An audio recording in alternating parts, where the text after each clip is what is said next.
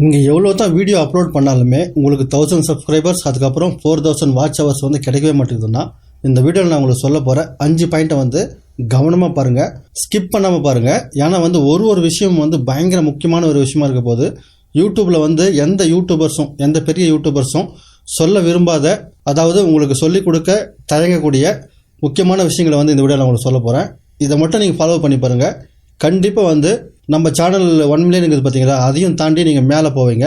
அவ்வளோ அற்புதமான விஷயங்களை இந்த வீடியோவில் நான் உங்களுக்கு சொல்லியிருக்கிறேன். மிஸ் பண்ணாமல் வீடியோ கடைசி வரைக்கும் பாருங்கள். சரி, வாங்க வீடியோக்குள்ளே போயிடலாம்.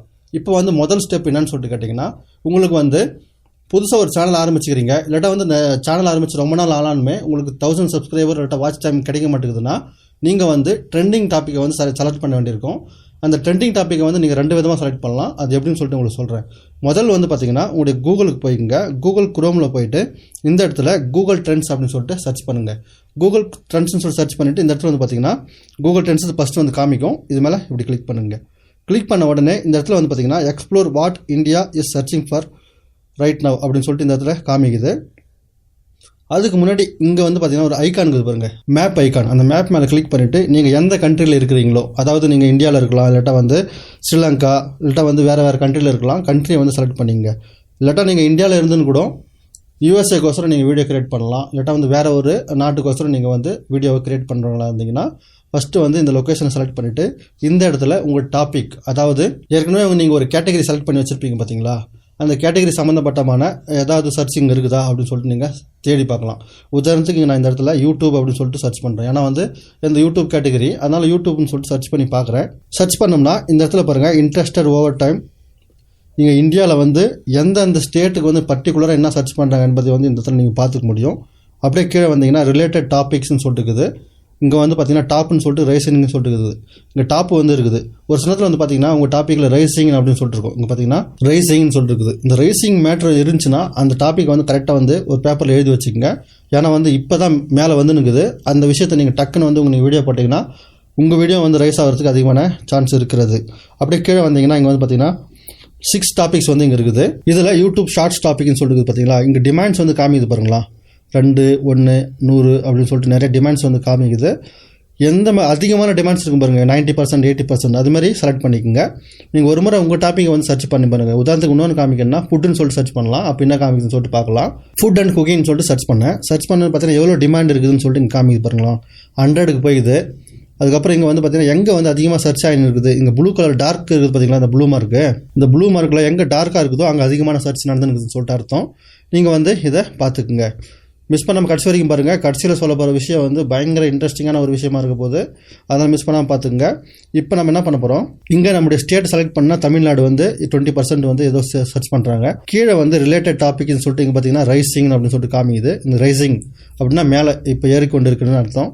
இதில் வந்து விண்ட் டாபிக், அதுக்கப்புறம் நிறைய டாபிக்ஸ் எல்லாம் இருக்குது, பார்த்தீங்கன்னா தெரியும். இப்போ நெக்ஸ்ட் பண்ணுறேன், 25 டாபிக்ஸ் வந்து இதில் கவர் ஆகிடுது. இதில் ரிலேட்டடாக உங்களால் பண்ண முடியுமா அப்படின்னு சொல்லிட்டு பாருங்கள். ஏதாவது டாப்பிக்கு பார்த்துட்டு அதை வந்து நீங்கள் எடுத்துக்கங்க. டின்னர் டாபிக்னு சொல்லிட்டு இருக்குது, அதுக்கப்புறம் கட்டிங் டாபிக்னு சொல்லிட்டு இருக்குது. இங்கே நிறைய டாபிக்ஸ் இருக்குது.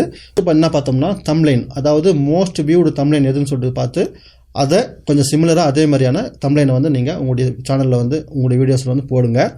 நெக்ஸ்ட்டு பார்க்க போகிறது வந்து பார்த்திங்கன்னா, இப்படியெல்லாம் பண்ணியும் எனக்கு ஒர்க் அவுட் ஆகலை அப்படின்னு சொல்லிட்டு நினச்சிங்கன்னா இப்போ சொல்ல போகிறத கவனமாக கவனிச்சிக்கங்க.